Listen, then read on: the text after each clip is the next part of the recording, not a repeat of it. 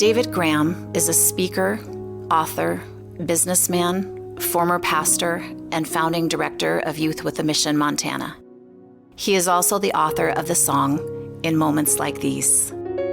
This song appropriately describes this podcast, which is a short, biblically based, and encouraging devotional influenced by David's lifetime of personal moments. These moments are shared with a heart to encourage and inspire you to see Him, our Heavenly Father, at work in your own moments.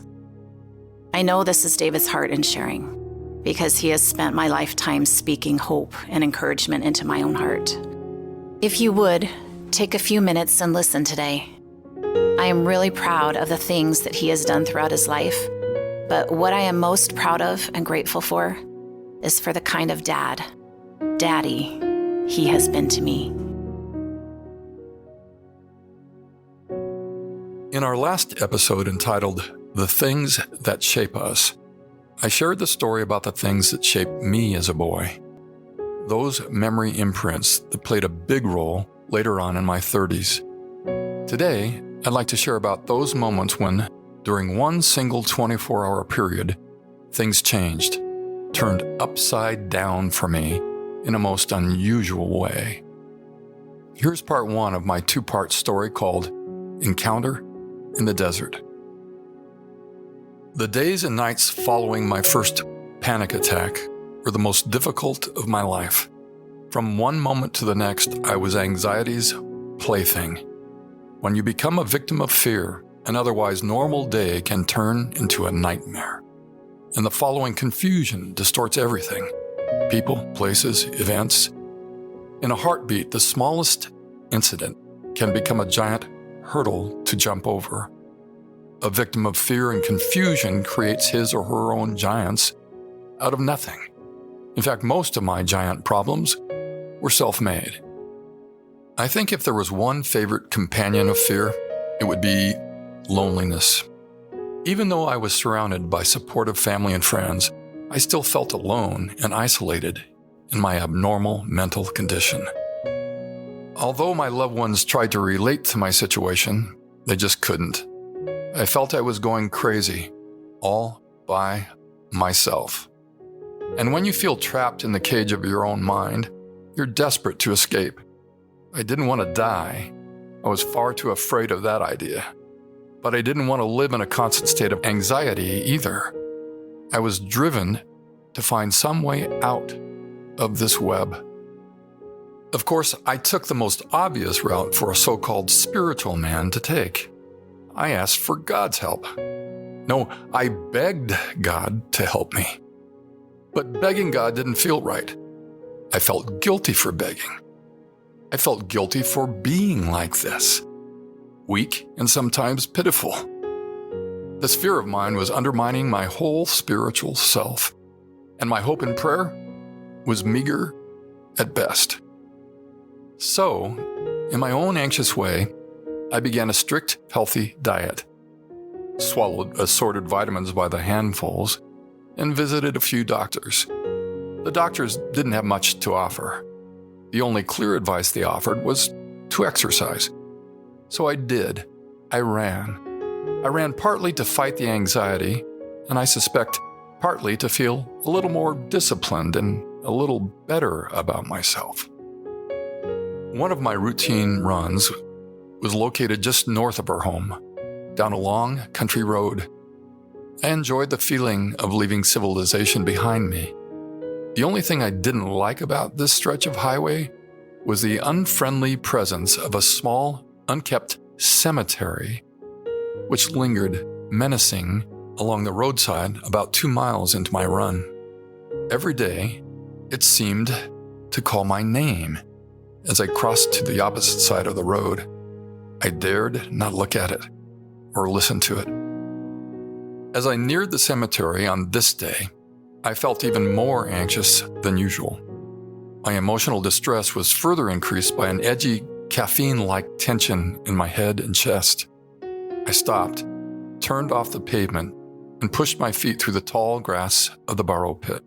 I sat down on the grassy embankment, and I gazed at the western mountain slopes of the Continental Divide. Sitting there alone and staring, a most unusual and very real event occurred. One the Bible would describe as a vision, a very vivid vision. Nothing like it had ever happened to me before. Though my body never left Montana, my mind and spirit traveled to a far-off place. I wasn't accustomed to this kind of supernatural phenomenon, but this experience was so real. It was as if I had literally been transported. I didn't know it then, but this strange experience would become the beginning of the greatest turning point in my life. The mountain scene in front of me completely disappeared. I found myself lying face down in a desert, isolated and pinned to the earth by a heavy weight of sorrow and anxiety. It took effort to lift my head. My sweaty face was bearded with sand, which I spit out of my mouth, as I stared at a vast, scorching wasteland. There was no sign of life, just white, flat sand, stretching as far as the eye could see. A watery mirage of desert thermals waved in the distance. This place scared me, and I wanted out. The blistering sun was fixed in a stationary position directly overhead, making it impossible to know north from south or east from west. I turned my head, trying to see where I had come from, but there were no tracks. Who was I? I couldn't remember my name. How did I get here? Where was I now? Where should I go? But I couldn't go. I couldn't move. My arms and legs were numb, and my strength was gone. I was alone, lost and dying in an empty, lifeless desert, in a scary place that perfectly defined my innermost feelings. My fear became more intense. After a long time of staring helplessly into the distance, I saw something new. A small, bright, shining object appeared on the horizon before me. It looked as if someone was trying to send a signal of some kind, as if someone was flashing a mirror at me. As the flashing grew brighter, I realized it was coming from a horse carrying a rider. Soon I could see it was an enormous white horse. Its rider was a soldier. The soldier wore a white head covering with a long veil that flowed behind him as his mighty horse powered toward me. He wore a silver breastplate that burned brilliantly in the sun. It hurt my eyes. The stallion too radiated, its bridle and saddle decorated with silver and jewels. The equestrian pair was awesome and frightening. The thought struck me. This was the angel of death coming for me.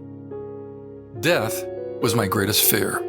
I had convinced myself from the moment of my first panic attack that my true problem was medical, a bad heart.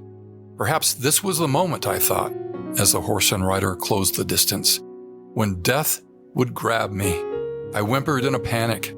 I struggled to move, but without an inch of success. I buried my face in the sand, hoping when I lifted it again, the horse and rider would be gone. But when I raised my head, the horse and rider came closer still. Now, 100 yards from me, I could hear the heavy breathing of the charging steed. 50 yards, 30. Death was closing in on me at a supernatural speed. I groaned and buried my face in the sand once more. Within seconds, the white stallion slid to a complete stop in front of me, spraying sand over the back and length of my body. I could feel the animal's hot, threatening breath on the back of my neck. Turning my head slightly, I opened one eye to see the shadow thrown by the great horse as it rose high in the air on its hind legs. I could also see the shadow of the soldier lifting his sword triumphantly to the sun. I was certain when the horse came down, my life would be over. I trembled, waiting. The horse came down with a tremendous thud. I tightened my body and braced myself for the soldier's blade. Total quiet. For half a minute or more, I lay there shaking. Nothing happened. More quiet. Finally, I slowly raised my head, just wanting to end the agony of waiting and uncertainty.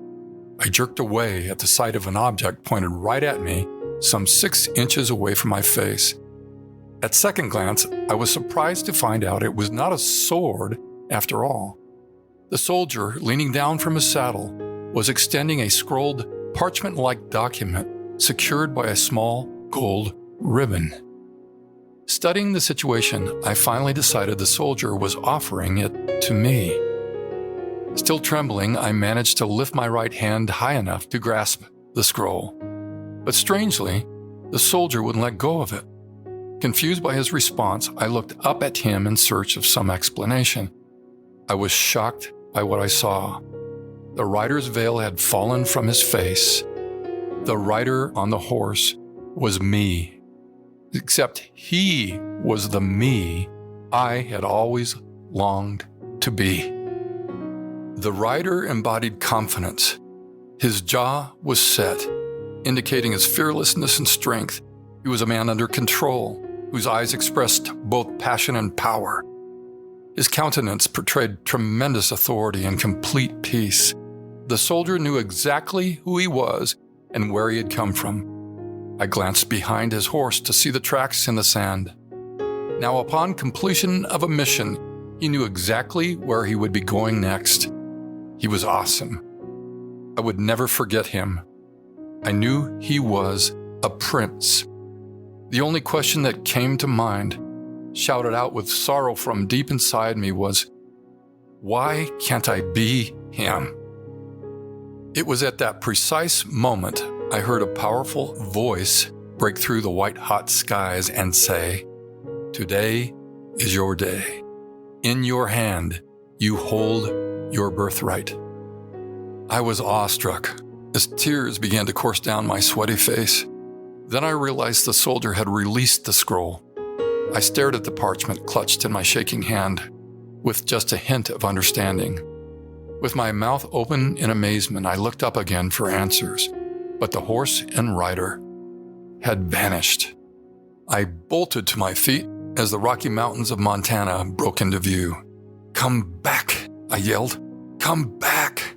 I jumped up and out of the tall grass on the roadside and ran home, like I'd never run before, all the while repeating over and over, "God, please explain what just happened."